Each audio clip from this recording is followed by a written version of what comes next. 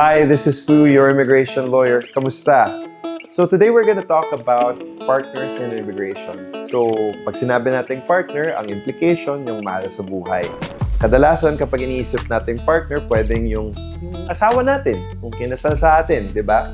Or pwede rin yung common law partner natin na matagal na kayo, long-standing relationship. Pwede rin conjugal partners. And don't worry, we'll get to the definition for that one kasi medyo komplikado yan. Simulan natin sa pinakamadali. So ano ba ang spouse? Well, kung kasal kayo sa Pilipinas, whether sa simbahan, but legally married under the eyes of the law, so typically sa simbahan sa Pilipinas, tapos na-i-register ito, legally married kayo, kayo'y kasal, pwede ninyong sponsor inyong asawa kung kayo ay permanent resident or citizen na ng Canada. Yung sa pangalawang banda, kung kayo ay common law partners, kailangan lang ninyo ma-meet yung definition. Ano ba kasi yung common law partnership? So under Canadian immigration law, kailangan meron kayong tinatawag na marriage-like relationship. So ibig sabihin, yung mga immediate family ninyo or friends ninyo, maaaring tinitignan kayo talaga as an item, as a couple, na halos kasal na talaga pero hindi lang talaga legally married.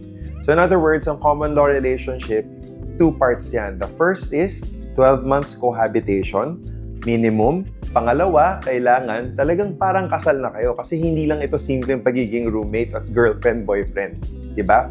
Tatandaan din natin na under common law relationships, ang same-sex relationships ay acknowledged. Sa pangatlong banda naman, meron din tayong tinatawag na conjugal partners at pwede rin po silang sponsor. So halimbawa, ang sponsor ay nasa Canada bilang isang citizen or let's say permanent resident.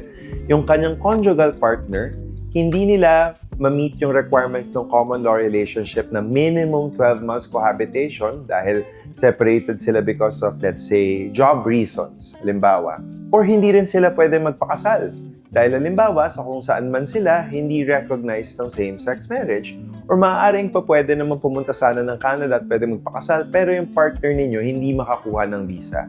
So in situations like this, pwede na mag-qualify under conjugal sponsorships. Pero actually magandang balikan yung history ng conjugal sponsorships at this point kasi ang origin nito ay dun sa marriage equality nga na ina-acknowledge ng Canada na hindi lahat ng jurisdictions around the world tinatanggap ang same-sex relationship kaya binuksan itong avenue na ito. So, na-determine na ninyo na yung common law partner ninyo or yung spouse ninyo ay gusto ninyong i-sponsor. Mayroon kayong option. Pwera na lang sa conjugal partners na pag-usapan natin na nabit kung ang partner ninyo ay common law partnership or spouse, meaning legally married, pwede nyo silang sponsor from inside Canada kung nandun na sila sa loob ng Canada mismo. Or kung nasa labas pa sila, pwede nyo rin gawin yung tinatawag na outland sponsorship o yung classic na family class application. Ang ibig lang sabihin nito na ang pagpaprocess ng sponsorship nito ay pwedeng i-determine sa labas ng Canada kung family class. Ngayon naman, kung nasa Canada na kayo, pareho, pwede ring inland sponsorship. And in those situations, yung partner na isinusponsor ay pwedeng mag-benefit from an open work permit for applicants for sponsorship. So, may advantage siya, pero sa kabilang banda, meron ding disadvantage. Dahil normally, ang spousal sponsorship or common law sponsorships, meron kang right to appeal at the Immigration Appeal Division for reasons na halimbawa ma-refuse ang inyong application. So in that situation, kapag ang sponsorship ay na-initiate sa Canada, magkakaroon kayo ng problema kung na-refuse dahil wala kayong right of appeal sa Immigration Appeal Division. And kung gusto nyo talagang protektahan yung inyong right to appeal, kung sakasakali, halimbawa nagkaalangan kayo sa evidence, siguro mas mainam na i-file ninyo yung application as an outland sponsorship. And finally, for conjugal sponsorships, ito yung special category nga na hindi pwedeng magpakasal, hindi ma-meet yung 12-month minimum cohabitation for common law relationships. Hindi pa pwede ito gawin from inside Canada, sadly. Ang option nyo lang ay from outland. So, for conjugal sponsorship, kailangan sigurado kayo na may pakita ninyo sa gobyerno na mayroong legal impediment sa pagpapakasal. So halimbawa, same-sex nga kayo at kung saan mang jurisdiction kayo, ay hindi kayo makapagpakasal. Or kung may dahilan naman na hindi kayo makapag-live-in for a minimum of 12 months. So halimbawa, may trabaho ka sa Canada, hindi mo maiwan. Tapos ang iyong partner nasa Dubai, nandun din, hindi makaalis for reasons of work. So in situations like that, at maja-justify niyo sa government na hindi kayo makapag-live-in, usually tinatanggap naman po ito ng Government of Canada. Pero guys, fair warning, kapag pinasok ninyo ang sponsorship for spouses, common law partners, conjugal partners, expect ninyo na isa-scrutinize kayo ng immigration. Dahil una sa lahat, hinahanap nila kung genuine ba ang inyong relationship. Totoo ba ito?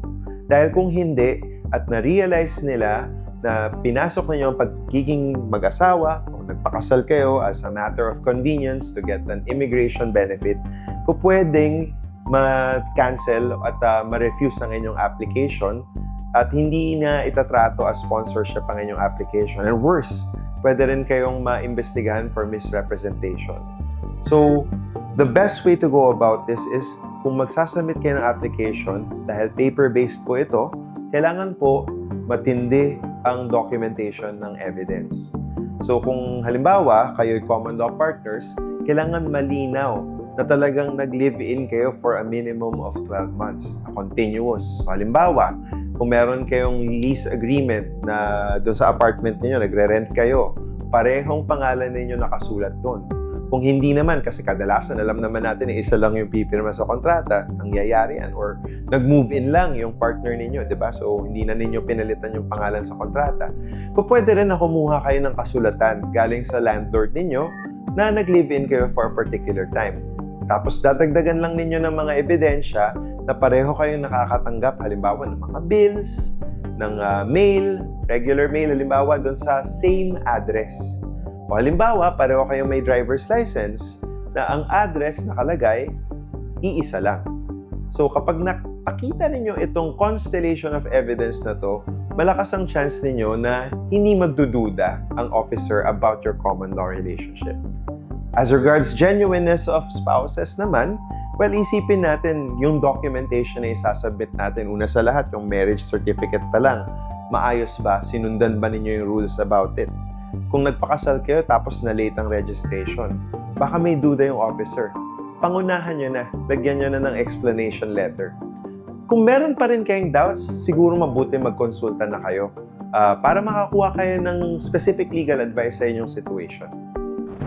But guys, at the end of the day, genuineness is at the heart of a very strong sponsorship application.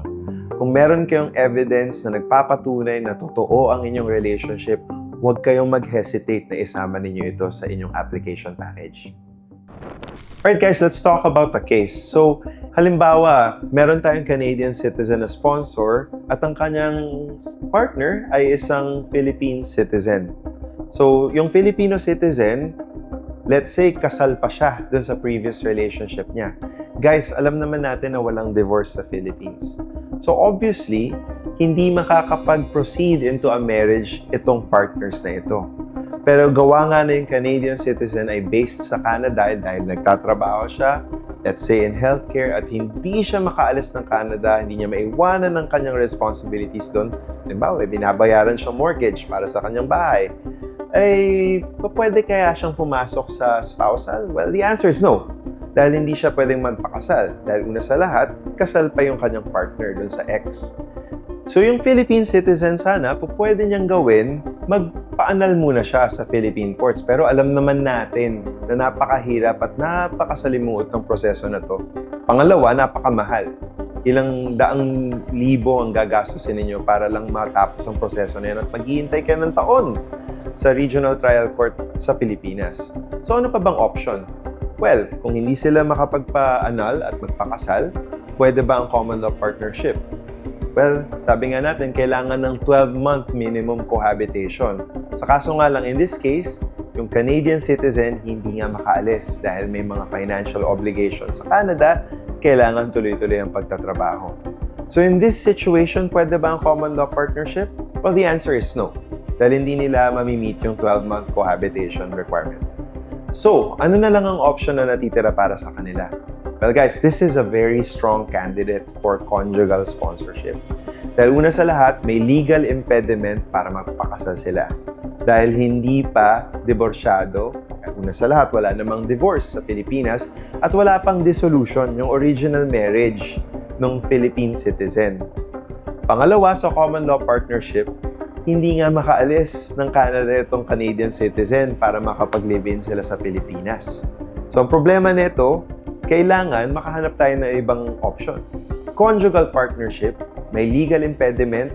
Pangalawa, may impediment to forming a common law partnership. So, valid yung mga grounds nila. Kailangan ng legal justification, legal submission. Pag na-explain ito ng mabuti sa isang immigration officer, tsaka ko na makikita na qualified ito for conjugal sponsorship. So guys, kung meron pa rin kayong doubts about your file, don't hesitate to ask for help. Contact us. We'll be happy to talk to you about your situation. And if you found this video useful, please like, share, subscribe. Share ninyo sa friends ninyo, sa family ninyo. Maybe they are going through the same process and they could find it really useful. Again, this is Lou, your immigration lawyer, and I'll see you at the next one. Take care.